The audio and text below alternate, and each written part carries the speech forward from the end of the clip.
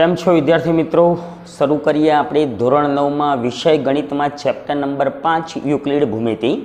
તો યુક્લિડ ભૂમિતિની અંદર આપણે પૂર્વધારણા એટલે શું, સ્વયં સિદ્ધિના સત્ય શું છે અને સ્વાધ્યાય 5.1 શીખેલા। તો આજે જે છેલ્લો ટોપિક છે આપણો યુક્લિડ ભૂમિતિનો, તો એ આપણે ભણવા જઈ રહ્યા છીએ। હવે યુક્લિડની વાત કરી દઈએ તો યુક્લિડે આપેલી પોતાની ભૂમિતિ જેને આપણે યુક્લિડન ભૂમિતિ કહીએ છીએ। હવે આ યુક્લિડન ભૂમિતિ સિવાય પણ બીજી એક ભૂમિતિ છે જેને નોન યુક્લિડન ભૂમિતિ કહેવાય, તો એની આપણે ચર્ચા કરવા જવાના છીએ। શા માટે નોન યુક્લિડન ભૂમિતિની જરૂરિયાત પડી એ પણ આપણે ચર્ચવાના છીએ। અને જે પૂર્વધારણા નંબર 5 તમને સમજાવી હતી એ પૂર્વધારણા વિશે ફરીથી એકવાર આપણે ચર્ચા કરીએ અને સ્વાધ્યાય 5.2 આપણે જોઈએ। તો આપણે શરૂઆત કરીએ। યુક્લિડે તેમના પ્રથમ 28 જેટલા પ્રમેયો આપ્યા। આ 28 પ્રમેયોને સાબિત કરવા માટે એને પાંચમી પૂર્વધારણાની કોઈ જરૂરિયાત પડી નથી। હવે પાંચમી પૂર્વધારણા શું હતી ફરી એકવાર તમને યાદ કરાવી દઉં। તો પાંચમી પૂર્વધારણા એવું કહે છે યુક્લિડ કે જો બે રેખા આપેલી હોય અને ત્રીજી કોઈ રેખા એ રેખાને છેદે તો બનતા અંતઃકોણ તે રેખાની એક જ તરફના બે અંતઃકોણો નો સરવાળો જો કાટખૂણા બે કાટખૂણા એટલે 180 અંશ કરતાં ઓછો હોય તો તે રેખાને એ બે ખૂણા તરફ લંબાવીએ તો રેખા છેદે છે। આ હતી એની યુક્લિડની પૂર્વધારણા નંબર 5 મેં તમને સમજાવેલી છે।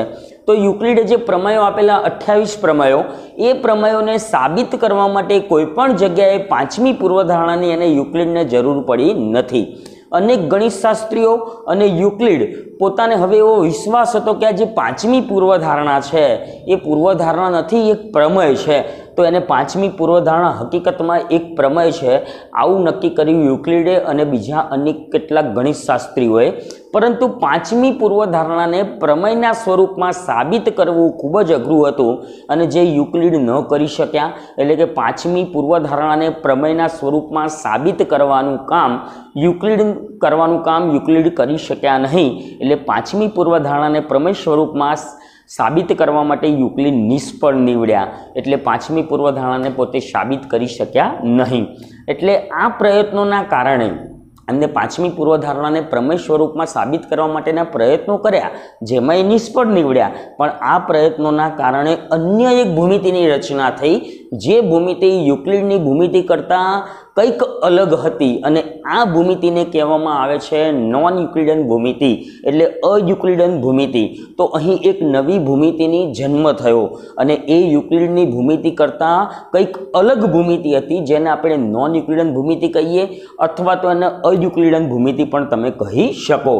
હવે આ ભૂમિતિ કઈ રીતે લાગુ પડતી હતી? તો યુક્લિડના જે પૂર્વધારણાઓ અને પ્રમેયો હતા એ બધા જ પ્રમેયો અને પૂર્વધારણાઓ કોઈ સપાટી હોય કોઈ સમતલ હોય એના માટે સાચા હતા।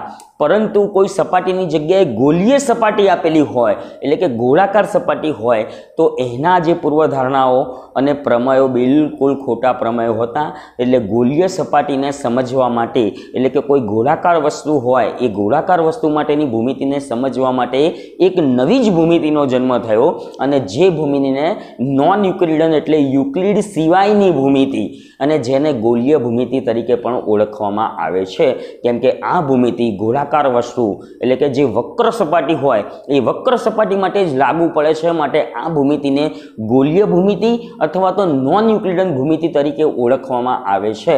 હવે કઈ રીતે નિષ્ફળ નીવડ્યા તો એની પણ આપણે ચર્ચા કરી લઈએ।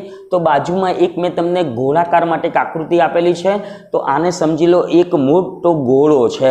તો આ ગોળો લઈ શકીએ। હવે બ્રહ્માંડની અંદર રહેલી વસ્તુઓ મોટા ભાગની જે પદાર્થો છે બ્રહ્માંડના પદાર્થો એ ગોળાકાર છે। તો સમતલીય ભૂમિતિ માત્ર ભણવાથી એનો અભ્યાસ કરી શકાય નહીં, કેમ કે પૃથ્વીનો આકાર તો એ પણ ગોળાકાર છે, ત્યાર પછી ઉપગ્રહો છે, ગ્રહો છે અને તારાઓ છે, આ બધા જે અવકાશી પદાર્થો છે એ અવકાશી પદાર્થો ગોળાકાર છે। તો ગોળાકાર હોવાના કારણે ગોલીય ભૂમિતિની શરૂઆત થઈ જે યુક્લિડની ભૂમિતિ કરતાં કંઈક અલગ જ હતી। હવે યુક્લિડની ભૂમિતિ આ પૂર્વધારણા 5ને સાબિત કેમ ના કરી શકાય તો એના માટેની વાત કરીએ। કેમ કે યુક્લિડની ભૂમિતિ માત્ર સમતલ અથવા તો સપાટી એકદમ સીધી પ્લેન સપાટી હોય હોય, સમતલ હોય તો એના માટે જ સાચી છે, પરંતુ ગોળાકાર કે વક્ર સપાટી માટે એની ભૂમિતિ સાચી પડતી નથી. તો આપણે એની એક આકૃતિ દ્વારા ચર્ચા કરીએ તો એક અહીંયા મેં ગોળો બતાવેલો છે. આ ગોળાની અંદર વિષુવવૃત્તીય લાઈન અને જે આપણે વાત કરીએ તો એ પ્રમાણેની મેં અહીંયા એક વચ્ચેથી આપણે જેમ કે પૃથ્વીનો દડો હોય તો એની અંદર આપણે રેખાંશ અને અક્ષાંશ વૃત્ત આપણે ખેંચીએ છીએ, તો એની જ અહીંયા વાત છે. તો અહીંયા આડી એક લાઈન છે અને ઊભી લાઈનો મેં બતાવેલી છે. આ બધી રેખાઓ એટલે આડી રેખાઓ જે છે અને ઊભી મેં 4 રેખાઓ અહીંયા બતાવેલી છે. અને આ જે ડોટેડ લાઈન વડે બતાવ્યો છે એ આખો ગોળો છે, એટલે 3D બતાવવા માટે પાછળનો ભાગને મેં ડોટેડ લાઈન બતાવેલો છે. તો અહીં તો આ જે લાઈન છે એ લાઈનને બાકીની આ જે 4 જે વિષુવવૃત્તીય લાઈનો છે એ લાઈનો 90 અંશના ખૂણે આવેલી છે. મેં એવું અહીંયા તમને ગોળામાં દર્શાવેલું છે. હવે યુક્લિડની ભૂમિતિ જો ગોળીય સપાટી માટે સાચી હોય તો પૂર્વધારણા 5 આના માટે સાચી હોવી જોઈએ, પરંતુ આની માટે પૂર્વધારણા નંબર 5 આનું સમાધાન કરી શકતી નથી. તો હવે પૂર્વધારણા નંબર 5 શું હતી તો એ સમજી લઈએ. તો પૂર્વધારણા નંબર 5 એવી હતી કે જો કોઈ બે રેખા હોય, એ બે રેખાને ત્રીજી કોઈ રેખા છેદે તો એ આ ત્રીજી રેખા છેદે છે. તો ત્રીજી રેખા છેદવાથી બનતા જે અંતઃકોણો છે, તો આ અંતઃકોણો એ અંતઃકોણનો સરવાળો 2 કાટખૂણા જેટલો હોય તો આ બંને રેખાઓ સમાંતર હોય. 2 કાટખૂણા કરતાં ઓછો હોય તો બંને રેખાઓ આગળ જઈને એકબીજાને ભેગી થશે, એટલે કે છેદે છે. અને 2 કાટખૂણા કરતાં વધુ હોય તો એ બંને રેખાઓ એ તરફ ક્યારેય છેદતી નથી, પરંતુ બીજી બાજુએ એને લંબાવતા એ 2 રેખાઓ એકબીજાને છેદે છે. આ તમારી પૂર્વધારણા નંબર 5 છે યુક્લિડની. હવે આ યુક્લિડની ભૂમિતિ માટે આ પૂર્વધારણા કઈ રીતે ગોળાકાર સપાટી માટે અશક્ય છે તો એની આપણે ચર્ચા કરવા જઈ રહ્યા છીએ. તો અહીંયા તમે જોઈ શકો છો, તો આ જે રેખા છે મેં આડી રેખા અને આ છે ઊભી રેખા. બંને રેખાઓ વચ્ચેના ખૂણાની ચર્ચા કરી લઈએ. તો અહીંયા લંબ રેખાઓ છે એટલે 90 અંશનો ખૂણો થઈ ગયો. એટલે આડી રેખાને જે ઊભી રેખા છે એ મેં 90 અંશના ખૂણે દોરેલી છે, એટલે લંબ રેખાઓ. એટલે આ 4 ઊભી રેખા અને એક આડી રેખાને આ 4 રેખાઓ લંબ રેખા છે.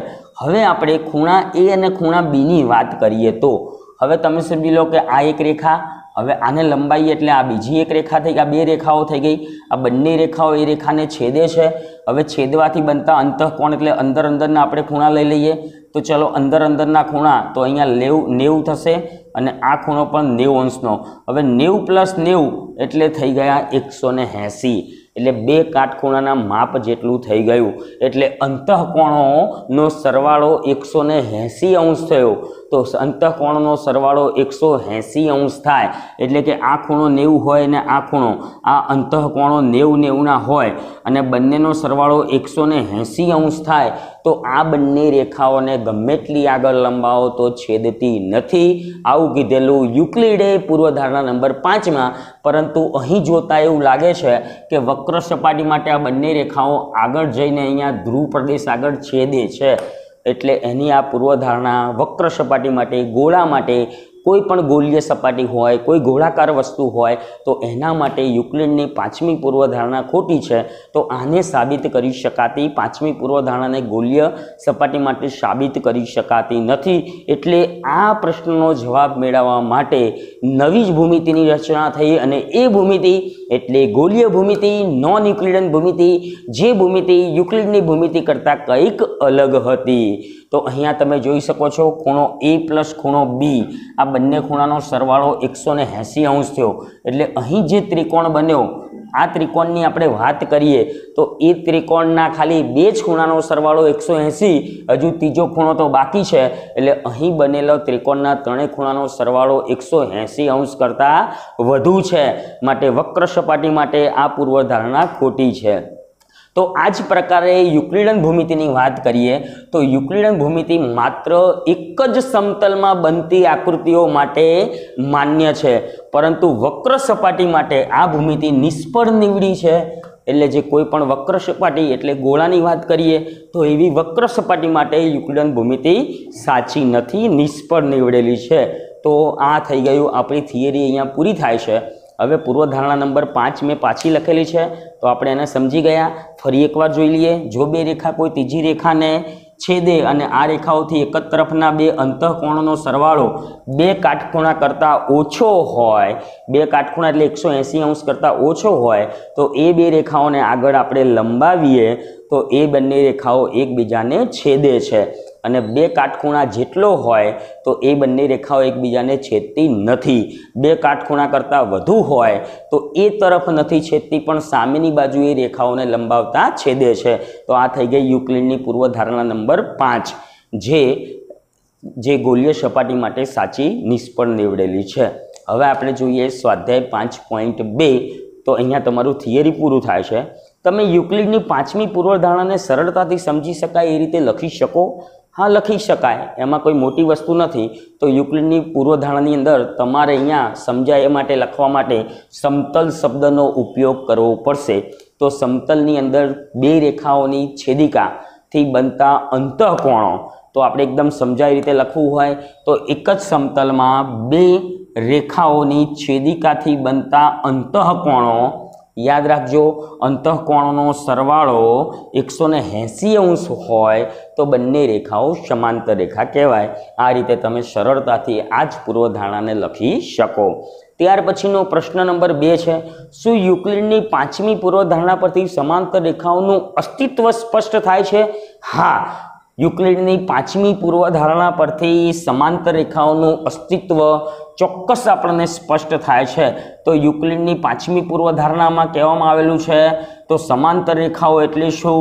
તો સમાંતર રેખાઓ એટલે જે બે રેખાઓ એકબીજાને ક્યારેય ન છેદે તો આવી રેખાઓને સમાંતર રેખાઓ કહેવાય. તો યુક્લિડની 5મી પૂર્વધારણામાંથી આપણને ખબર પડી જાય કે ભાઈ સમાંતર રેખાઓ ક્યારે હોય? તો બે રેખાઓને ત્રીજી કોઈ રેખા છેદે અને એ રેખાથી બનતા